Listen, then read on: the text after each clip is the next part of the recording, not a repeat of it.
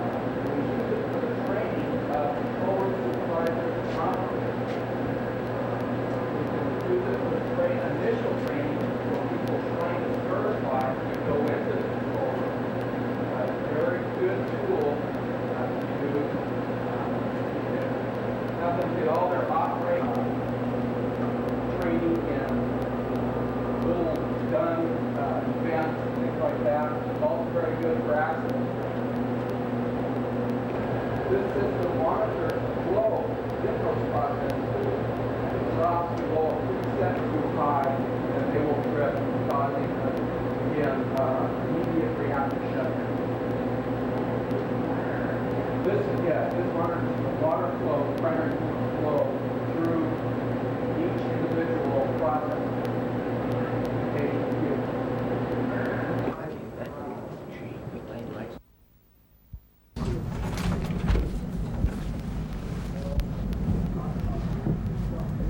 Good afternoon. My name is Rick Raymond. I'm the plant manager for the N Reactor, which is where you are right now. And we want to give a little bit of an overview of the N Reactor as part of the tour you're on today. I want to welcome you to my facility. Come on in. The more the merrier. And first, let's give a little bit of an overview of where you are, just in case you got disoriented on the way out here. This is a view looking south, and I know most of you are from Yakima. We just don't happen to have a picture looking towards Yakima, but we're here at the 100N area, Hanford's N Reactor. This is the Tri-Cities, and you would have to go roughly that direction, a little bit further, about that amount, and cycle it on over, and you would be into Yakima. Give you just a rough feeling. And they made you drive from Yakima down into the Tri-Cities. They made you go the long length of the triangle. There are about 900 people that work out on the Hanford Reservation that are from the Yakima area, the Upper Valley area, that commute in, and it takes them less time to get here. It's about a 1-hour drive from Sela to Hanford N Reactor here, and you took more than that amount of time to get down to Tri-Cities probably. So too bad, but that's just the way we decided to do it today. Rick? Okay. Sure. Can you show me on that screen where we were, because you're standing right in front of it? Okay. Got you blocked out? Good. Okay.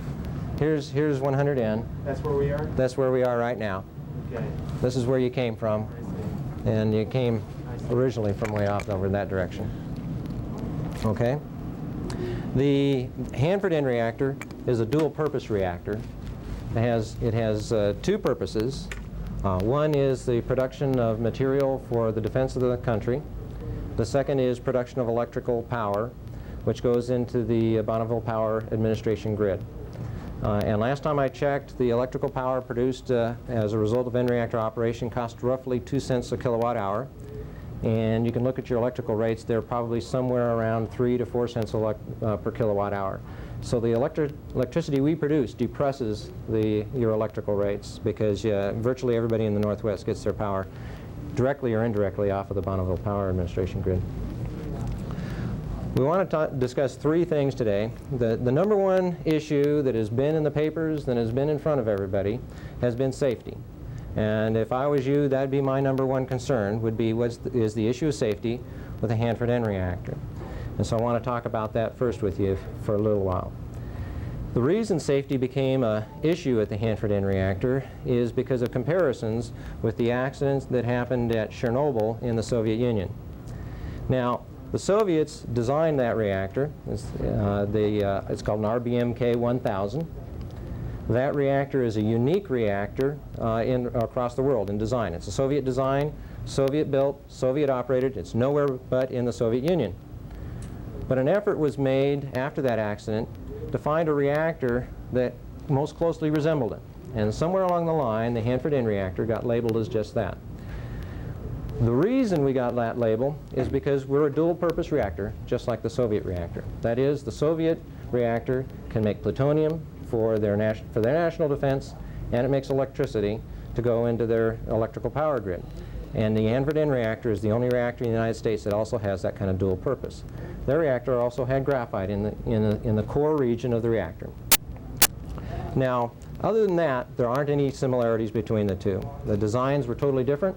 The Soviet design, in fact, is a newer design. It was built roughly in 1983-84 time frame. It came online in 1985. It had been operating for only about a year when they had the accident there. Now here's a comparison that I like to make between the Soviet reactor and the Hanford N reactor. When I was getting ready to go to college, I decided I was going to live at my parents' home, and commute to the University of Washington. I lived in Seattle. And so I went out and bought my first car. It was a '63 Chevy station wagon. Now in 1963, they didn't come installed with seat belts in the cars. Now I considered that to be a safe enough car, but people recommended that you get seat belts installed in your cars. So I went out and bought 2 sets of seat belts, because that's all I could really afford, and installed them in the car.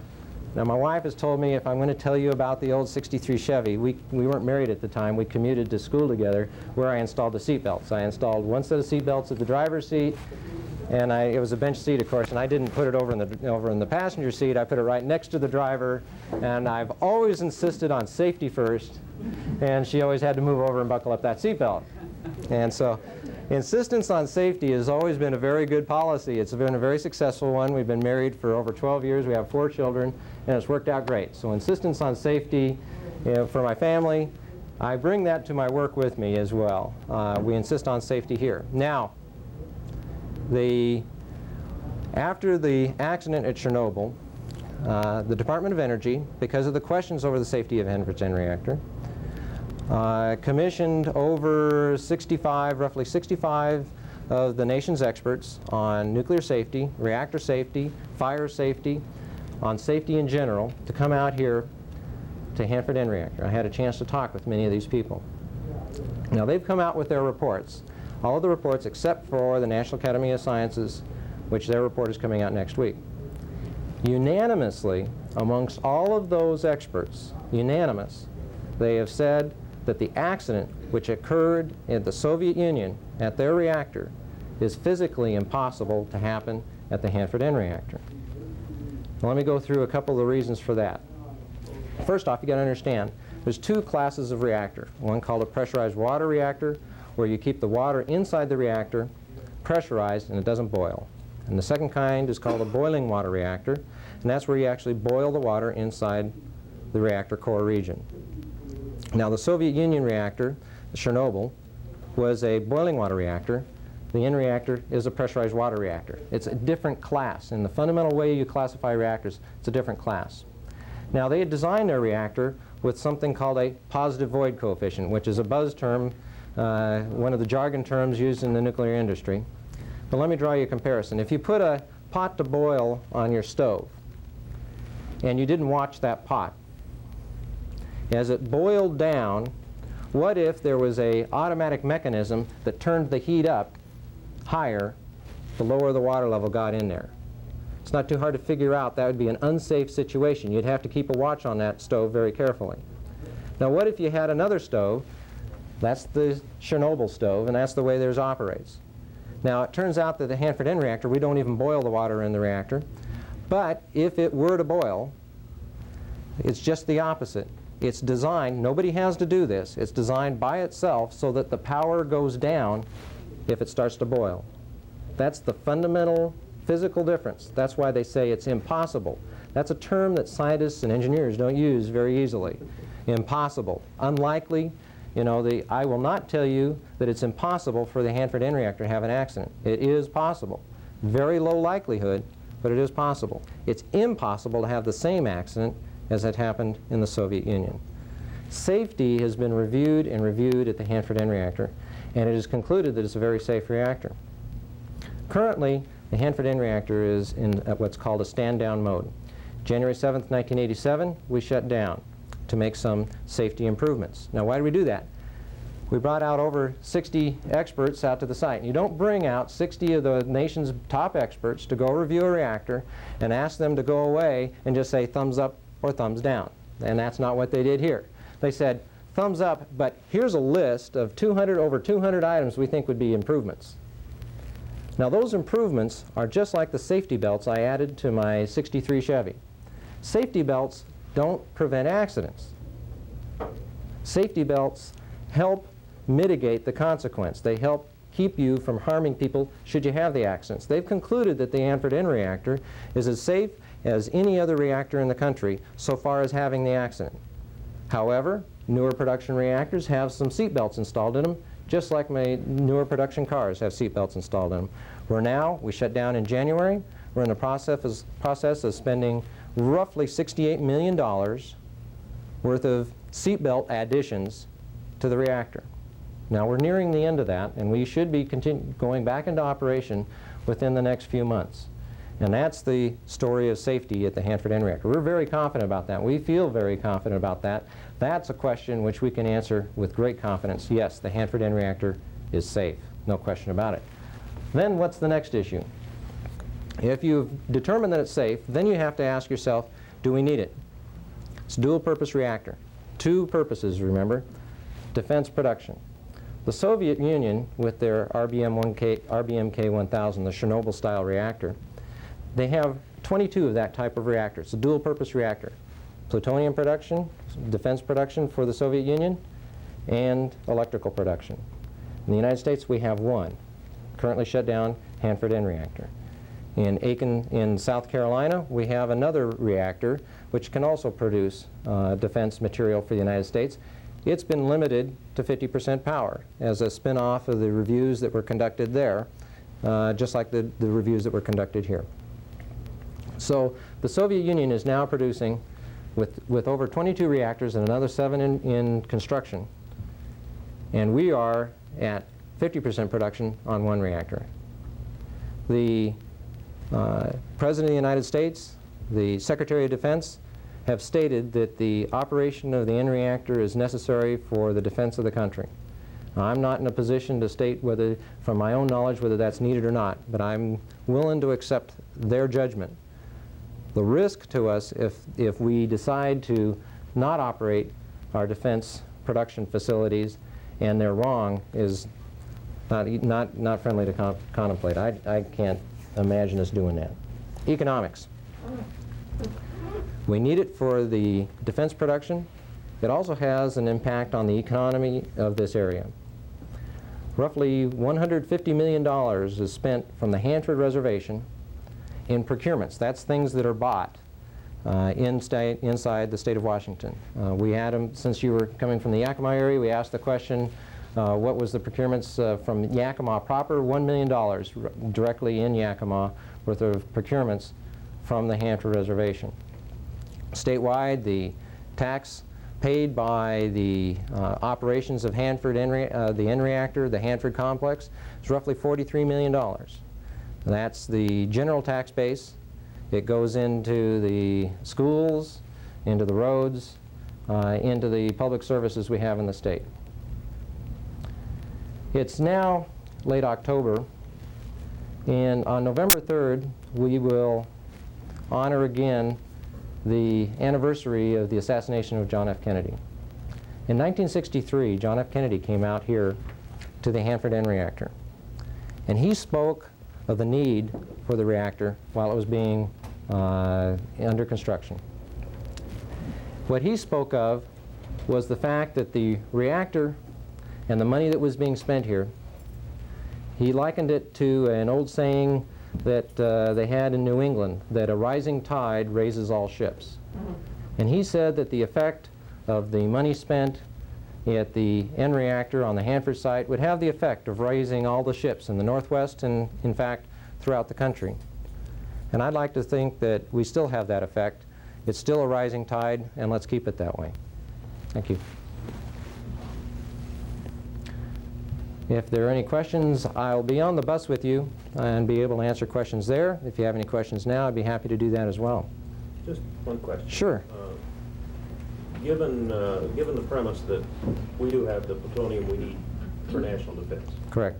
none of information to which none of we are, Right. are privileged, what's the feasibility of modifying, if that's an appropriate word, the N reactor for strictly power production?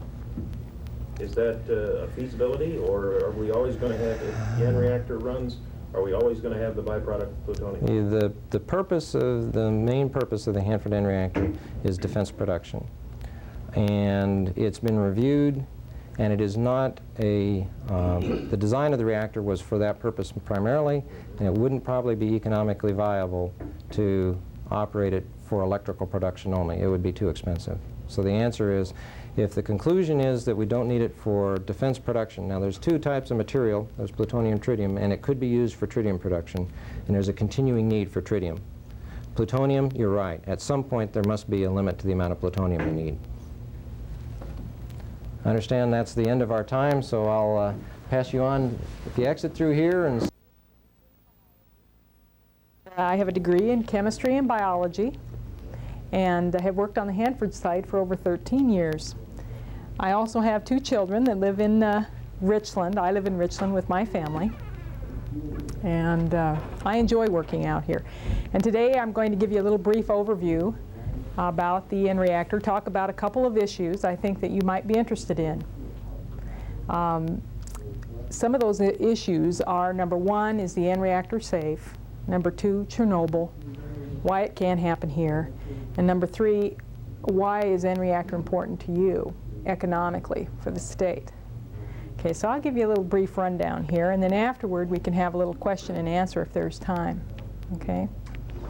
Okay, first of all, N reactor. How many people know what N reactor really stood for? Did they ever discuss this with you? Yes. New production reactor, right. I didn't know that for a long time. It produces 860 megawatts of electrical power. It is a dual-purpose reactor, which means that it produces plutonium as well as generating electricity. It's generated over 65 billion kilowatt hours since it came online. And it was also dedicated by John F. Kennedy, as you probably have heard today. Well, how does N reactor work? Well, basically, N reactor is a graphite moderated reactor, which means a graphite moderator, which means it slows down neutrons. It absorbs neutrons like a sponge. And this graphite core is surrounded by a very dense shield of concrete. And the graphite core is stacked like Lincoln logs.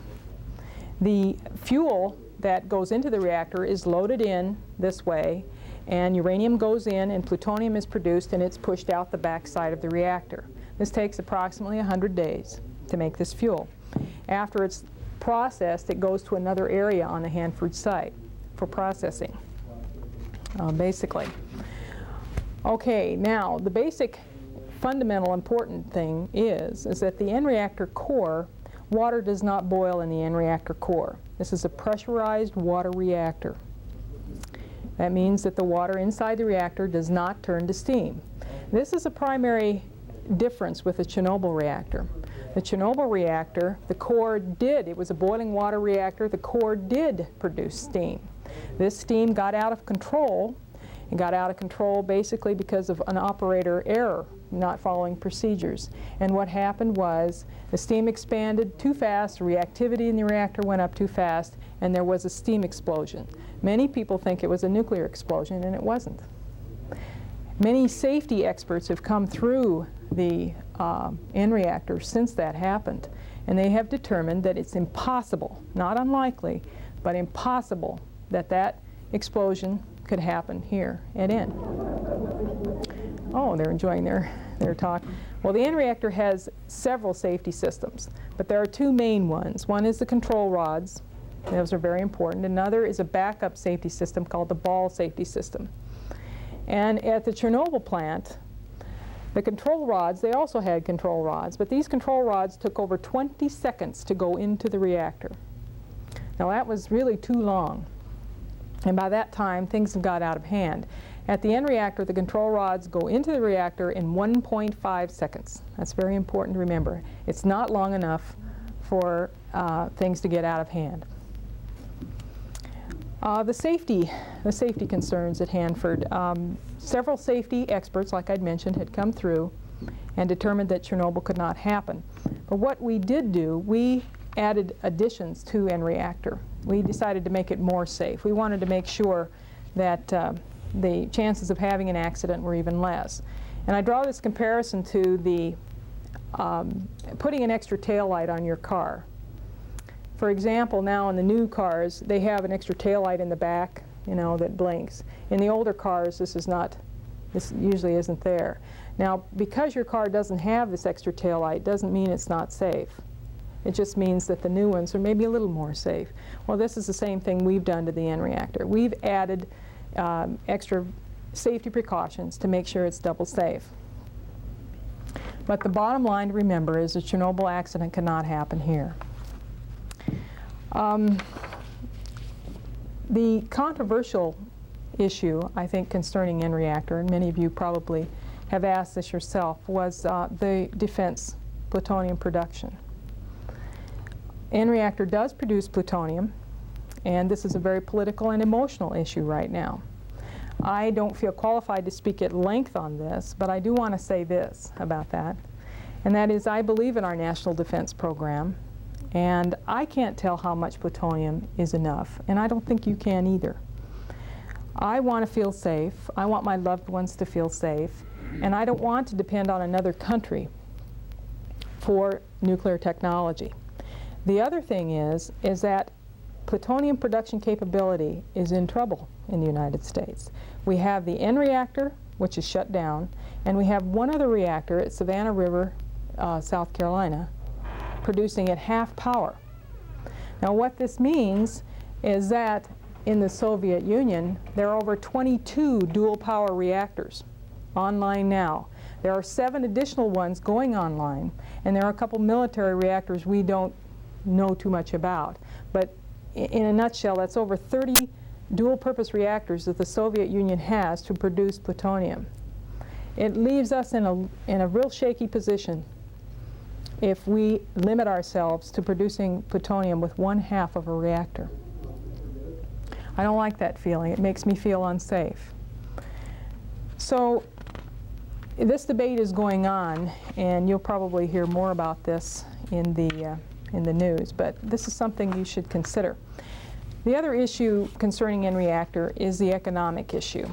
N reactor produces or generates over $1 million in revenue and gets it in supplies and products from the state. It also generates over $42.5 million in tax revenue for the state, which goes for producing parks and paying law enforcement and hospitals and things like that. In the Tri-City area alone, it produces $23.5 million in tax revenue.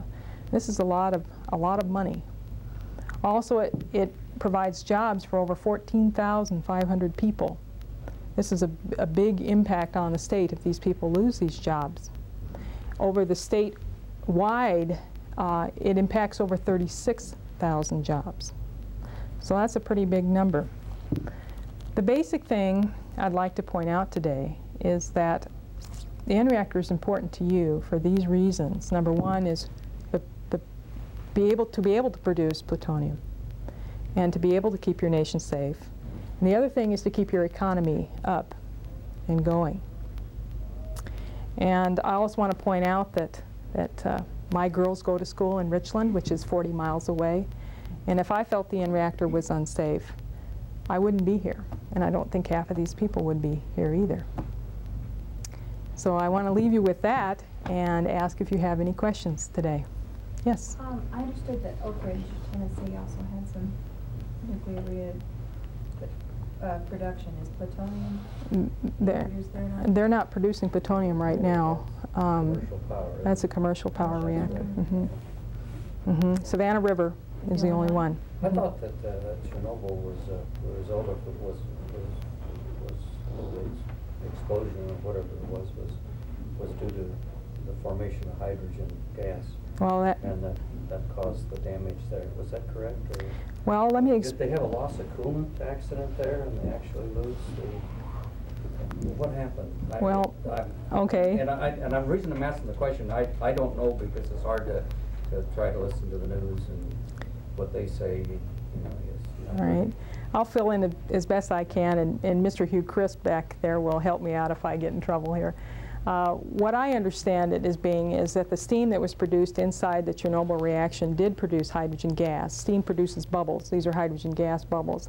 This hydrogen gas expanded and, of course, exploded. And that's what the explosion was. Okay? And you want to add anything to that, Hugh? Yes, it was a steam explosion.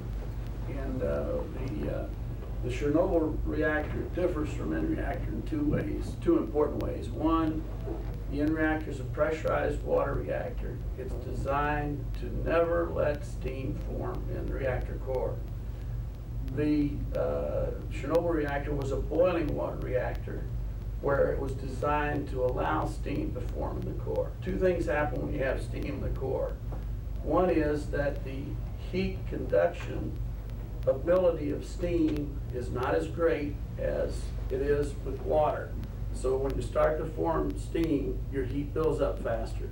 The other thing is that the Chernobyl reactor had a positive void coefficient. That means that as the heat goes up, the reactivity in the reactor goes up. In our reactor, we have designed it so that as the heat goes up, the reactivity goes down. So in Chernobyl, you had two things adding to each other. You had the reactivity going up, making more heat and more power as the heat went up.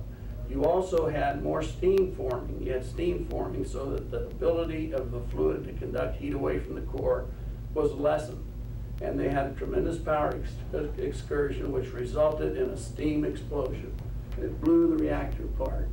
That must have happened in a very short period of time then, right? Yes, and that ties into what Kathy said, that when they started to get that transient, the rods reacted slowly. It was 20 seconds to get the rods in, which added to the problem. So with a pressurized reactor out here, then you really have a pressurizer and steam generators. Yeah, and that's your all. steam to generate your turret for the utility companies on the secondary of the Yes. steam generators. Yeah. Is the news media ignoring this kind of information for some reason? They don't seem to be getting that out adequately. I Well- know that's a. Well, let me, news media runs in very short spurts. They don't have a lot of time. And that's one of the reasons we wanted to have this tour today, so we can take a little time and go into some of these details.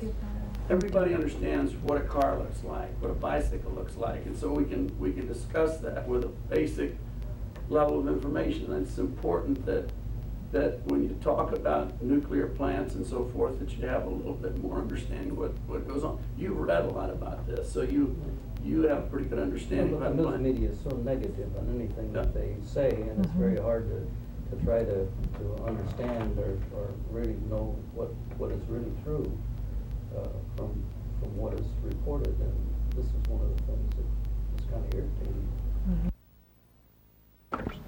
No water is transferred reactor, just the heat. They're completely separate systems. And then that steam in the secondary system that's created from that heat transfer is sent on to the Hanford generating project, where they have 2 turbine generators that create about 860 megawatts of electricity. Now then, that amount of electricity, to give you an idea, is enough electricity to continuously power the city of Portland. That's how much electricity we make.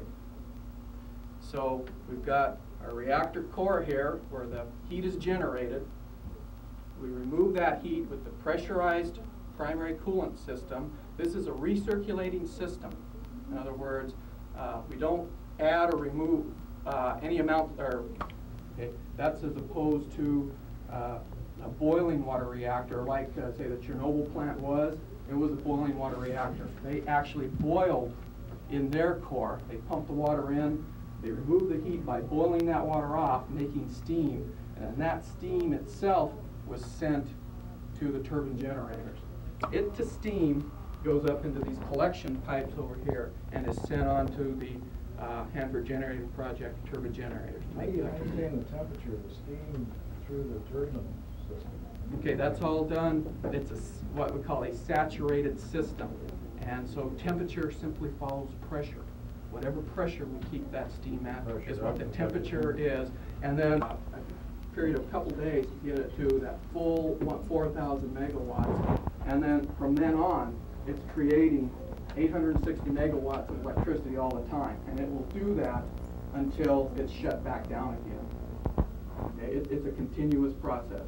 At any time, basically what that means is if we took this plant, took it over to Portland, and hooked it up to Portland, as long as we kept operating at 860 megawatts, we could, at the top of the reactor, add a ball hopper itself, holding some of the balls, and they're about mothball size.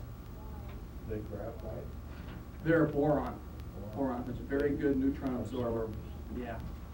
So the control rods are also boron. In reaction, we start increasing our power. How long are they? They're about 35 feet. That's about how big the core is. The active portion of the core is about a 35-foot cube. That's not an engineering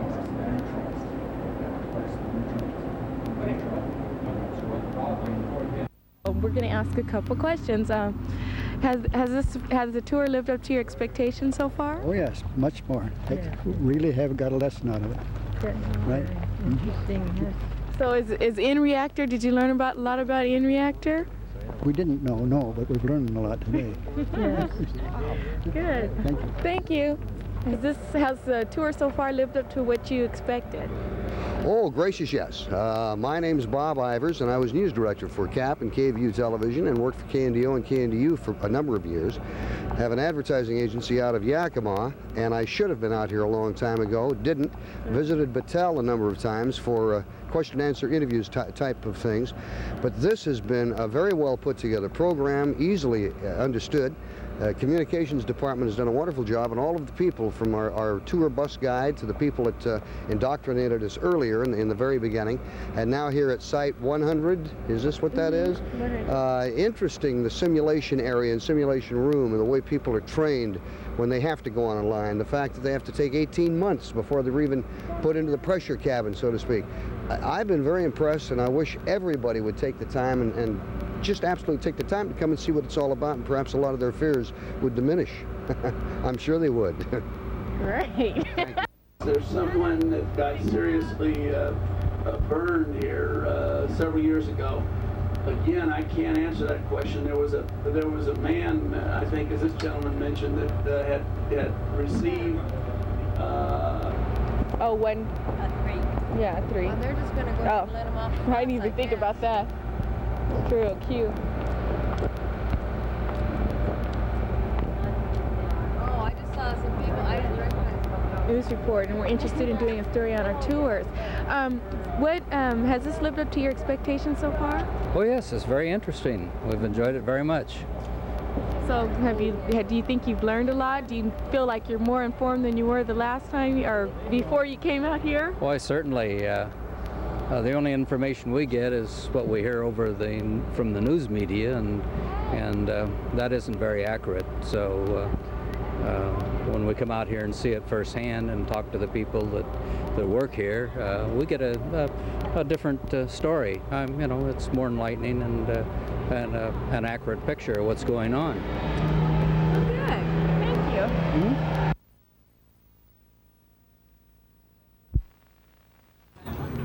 Let's save us an hour. Sure. Back home. Yes. That's important this time of year too. Yeah. And I'll give him your bus driver a copy when I take his bus card. Here are the critiques. Would you like to go and would you like to go to the restroom or get a cup of coffee somewhere and then come back in about 20 minutes? Sure. Yeah, Sure. Okay, because otherwise you can't go off with your badges on. Wayne? Yes. Both of them? Yes. Canning Jr.? No. Kathy? Yes. Graves? Yes. Graves is here. And you've got Graves? Hartley? Yes. Howie? Yes. Jackson? Oh, want to start with the Young? Okay, you got the usage, right? Yeah. I got one usage. Yeah. Okay, Young, yes. Swank? Yes. M-E-N-O-R? Okay. Yes. Oh, Shot? Oh, you're all good for now. This is O'Meara? Okay. Did you get ready? Yes. How are you? Ritter's Not yet. Okay. Let them see once they get a batch. See? 10 to 15 minutes. How many Oh, are you can for you're going to see? All of them on C. Okay. I thought they couldn't get on there in that school. They have 16 juniors.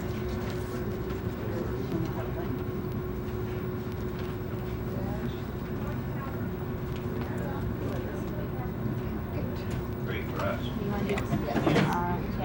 Yeah, he's here. Tibbetts, yes. Tibbetts, yes. Swain, yes.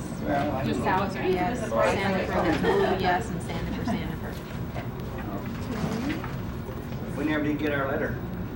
They got theirs, so we don't think so we yours. I figure when we get home, I figure Monday morning we'll get it. Yeah, probably right. I was gonna say you Oh, great.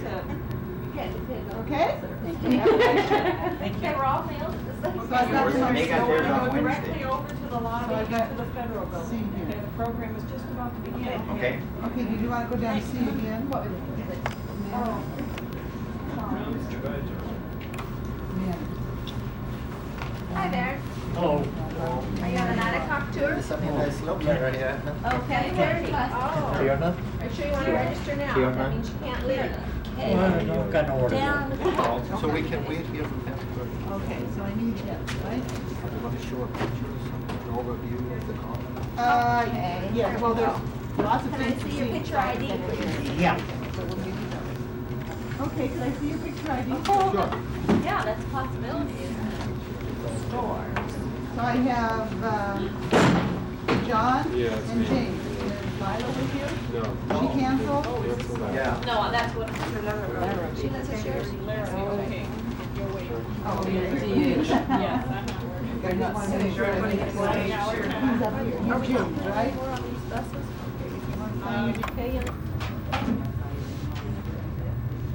Okay. All three of these are the same.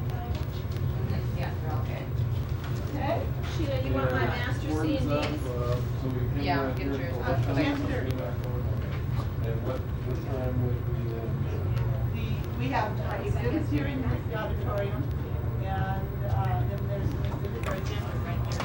yeah, it'll be right here, I'll tell you where to go. That's the same. Lila wasn't able to come, right? No. So Lila. Hi, I just wondered, Linda Jensen. Story of Hanford, both yesterday and today.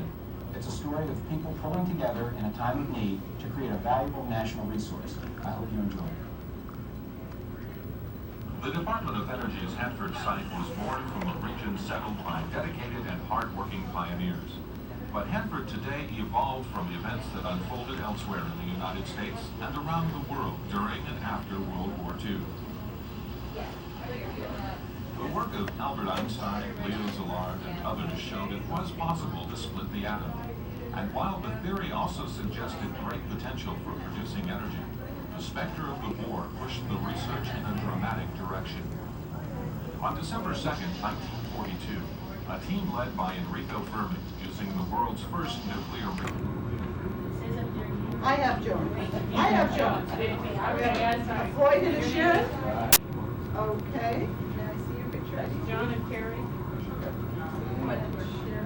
They're on Right, these are the acronyms. Get it in more early morning ones, the boxes behind here. Yeah, they should fit that. Okay, John, you want to? Bushy, you're cute.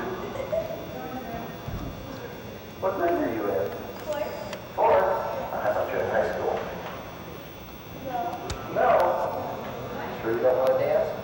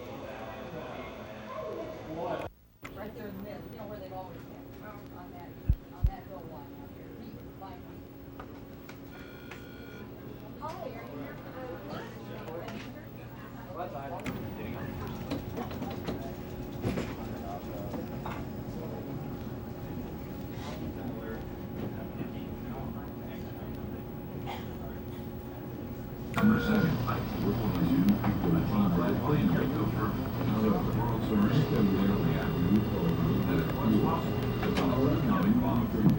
But in Nazi Germany, similar research was being carried out, and the race was on to see which would be the first to produce this new weapon. When enough U-235 is present, the two neutrons released could start a chain reaction.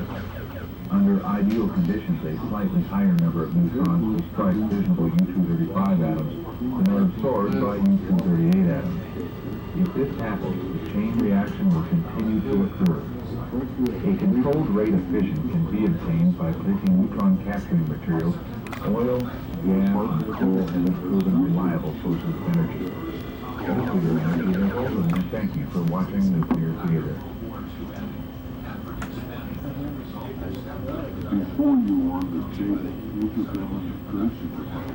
An area roughly half the size of Rhode Island.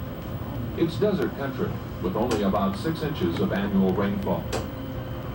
Hanford's annual budget is big, over $1 billion for a broad range of projects and technicians, to the key support personnel in administration, construction, and services. Hanford's workforce is that of a modest city. In fact, Hanford has its own police and fire departments, a health department, a transportation system. RU 936.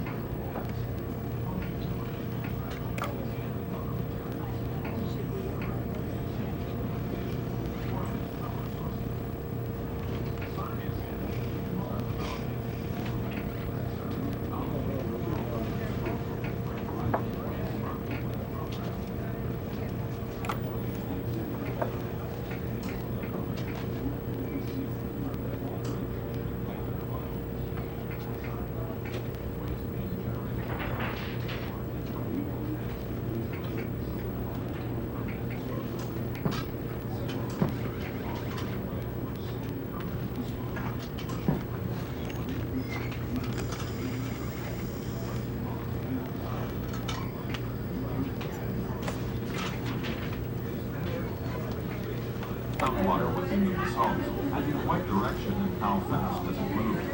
How stable is the rock?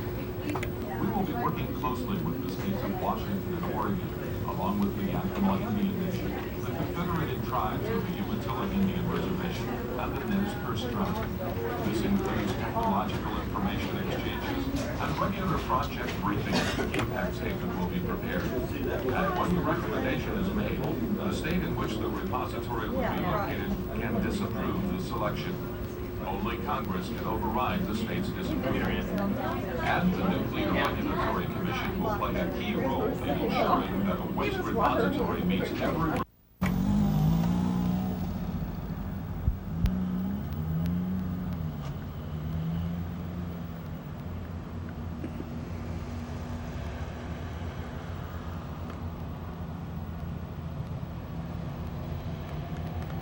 Thank you.